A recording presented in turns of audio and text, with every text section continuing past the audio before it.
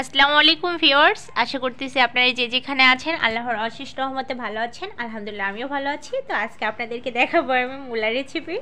তো এই মূলা ভাজির রেসিপি যদি একবার বাসায় তৈরি করে খান আপনারা, আমি কথা দিতে পারি এর প্রেমে পড়ে যাবেন। না থাকবে কোনো গন্ধ, আর থাকবে শুধু খাবারের প্রতি আগ্রহ। তো যাই হোক, দেখুন আমার মূলা ভাজির কালার দেখে অবশ্যই আপনারা বুঝতে পেরেছেন যে আজকের রেসিপিটা কতটা পারফেক্টভাবে আমি এটা ভেজেছি আর কতটা সুন্দর হয়েছে খেতে। তা অবশ্য না খেয়ে দেখলে আপনারা বুঝতেন না। তো বাসায় অবশ্যই একবার হলেও এভাবে মূলা ভাজি করে খাওয়ার চেষ্টা করবেন। ইনশাল্লাহ একবার খাইলে মাঝে মধ্যে মনে হবে যে না, মূলা রান্নার থেকে আমি একটু ভাজিই করি। তো আমি আপনাদেরকে টিপস সহ ভাজিটা দেখাবো। অনেকেই বলে যে মূলার একটা বাজে স্মেল থাকে, যার কারণে আমরা মূলা ভাজি খাইতে পারি না কিংবা রান্না খাইতে পারি না। তো সেই সমস্ত টিপস সহ আমি কিন্তু আজকে এই রেসিপিটা দেখাবো। তো আমি এখানে নিয়েছি 1.5টা মূলা।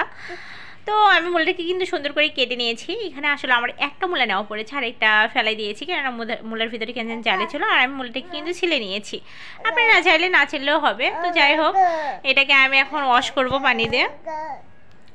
তো আমি এটাকে পানিতে দেখুন সুন্দর করে ধুয়ে নিচ্ছি। আর যে কাজটা করতে হবে, এটাকে কিন্তু আমরা ডাইরেক্ট ভাজতে যাব না কাঁচাই, এটাকে আমরা একটু ভাপ দিয়ে নিব। আর ভাপ দিয়ে নেওয়ার ক্ষেত্রে কিন্তু কি হবে, মূলার যে বাজে একটা স্মেল থাকে ওটা কিন্তু চলে যাবে। তো সেক্ষেত্রে কিন্তু মূলা ভাজিটা খাইতে আমরা মূলা ভাজি খাচ্ছি নাকি অন্য কিছু খাচ্ছি এটা কিন্তু বোঝা যাবে না।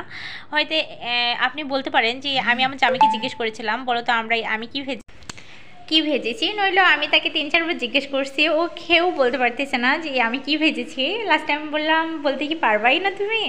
বলতেছে না, তুমি বলো আলু না কি, এগুলো মজা লাগতেছে তো তবে খাইতে। আমি বলতেছি এটা বলতে পারলে না, এটা তো মূলা ভাজি। সে বলতেছে, বাবাই এত সুন্দর মূলা ভাজি তো আগে কখনো খাইনি, আমি তো মূলাই খাই না, তুমি আমাকে মূলা খাওয়াচ্ছ, আমি বলতেই পারি না। তো যাই হোক, এমন কথা শুনলে কার না ভালো লাগে বলুন। আমি তো প্রশংসা শুনে একদম মুগ্ধ। যাই হোক, এদিকে আমি নতুন একটা প্যানে রান্না করব, সেই খুশিতে আমার অনেক ভালো লাগতেছে। তো যাই হোক, এখানে আমি নতুন প্যানটার উপরের স্টিকারটা উঠিয়ে নিলাম। এরপর দেখুন এটাকে একটু সুন্দর করে ভীম দিয়ে ধুয়ে নিলাম। তো আমার ধুয়ে নেওয়া শেষ, এখন আমি চুলাতে দিয়েছি। এরপর দিয়ে দিলাম তেল। তো যেহেতু আমি প্যানে রাখবো, তেল কিন্তু প্যানেতে খুবই কম লাগে। তো আমি এখানে তেল দেওয়ার পর দিয়ে দিয়েছি দেখুন পেঁয়াজ কুচি, এবং দিয়ে দিয়েছি কাঁচামরিচ কুচি স্বাদ মতো। তারপর আমি দিয়ে দিলাম ভাপ দিয়ে নিয়েছিলাম যে মূলাটা, ওইটা দিয়ে দিলাম।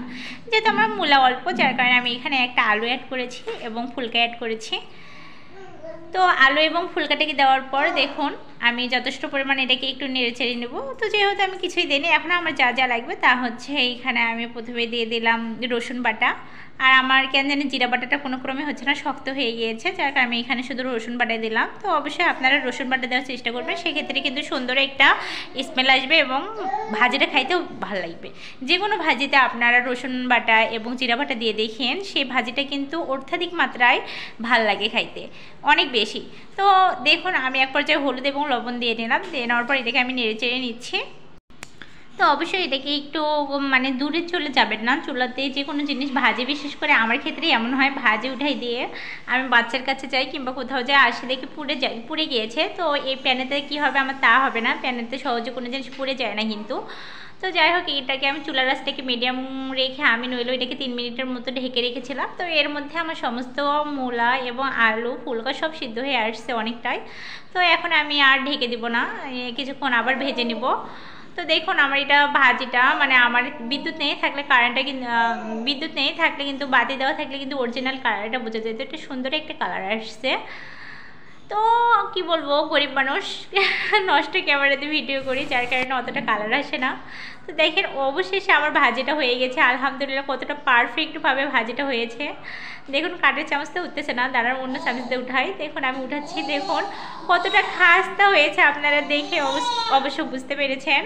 তো যারা ভাইয়ারা আপনারা যারা আমরা এই ভিডিওটা দেখতেছেন, অবশ্যই আপনাদের ওয়াইফকে ভিডিওটা শেয়ার করুন। তারা কিন্তু এভাবে রান্না করে একবার খাওয়াইলে তখন মাঝে মধ্যে আপনাদের মনে হবে যে বাজার থেকে কিছু মূলা ক্রয় করে নিয়ে যান, মূলত দামও কম, সেক্ষেত্রে কিন্তু সুন্দর একটা রেসিপি খাইতে পারতেছেন। আর আপুরা তোমরা যারা দেখতেছো বুঝছো কিংবা দেখতেছেন বড় আপুরা, অবশ্যই এইভাবে জামাইকে একবার মূলা ভাজি খাওয়ানোর চেষ্টা করবেন। সে কিন্তু আপনার মূলা ভাজির অত্যাধিক মাত্রায় এত প্রশংসা করবে, অত্যাধিক প্রশংসা করবে, যা শুনে আপনি মনোমুগ্ধ হয়ে যাবেন। তো যাই হোক, আমি এদিকে একটু খেয়েও দেখলাম। আলহামদুলিল্লাহ এটা খাইতে অনেক অনেক অনেক মজা হয়েছে। তো ভিডিও শেষে একটা কথাই বলতে চাই, ভাইয়া অ্যান্ড আপুরা প্লিজ আমার চ্যানেলটিকে সাবস্ক্রাইব করবেন এবং সাবস্ক্রাইব করে পাশেই থাকবেন। তো এই ছিল আজকে আমার ভিডিও। সত্যি একটা ভিডিও করতে অনেক কষ্ট হয়, আপনারা যদি সাবস্ক্রাইব, লাইক, কমেন্ট, শেয়ার না করেন সেক্ষেত্রে মনটা অনেক ছোট হয়ে যায়। তো আমার একটু মনটা ভালো করার জন্য একটা লাইক, কমেন্ট এবং সাবস্ক্রাইব করতে পারে। তো এই ছিল আমার ভিডিও। আল্লাহ হাফেজ, পরবর্তী ভিডিওতে আবার দেখা হবে।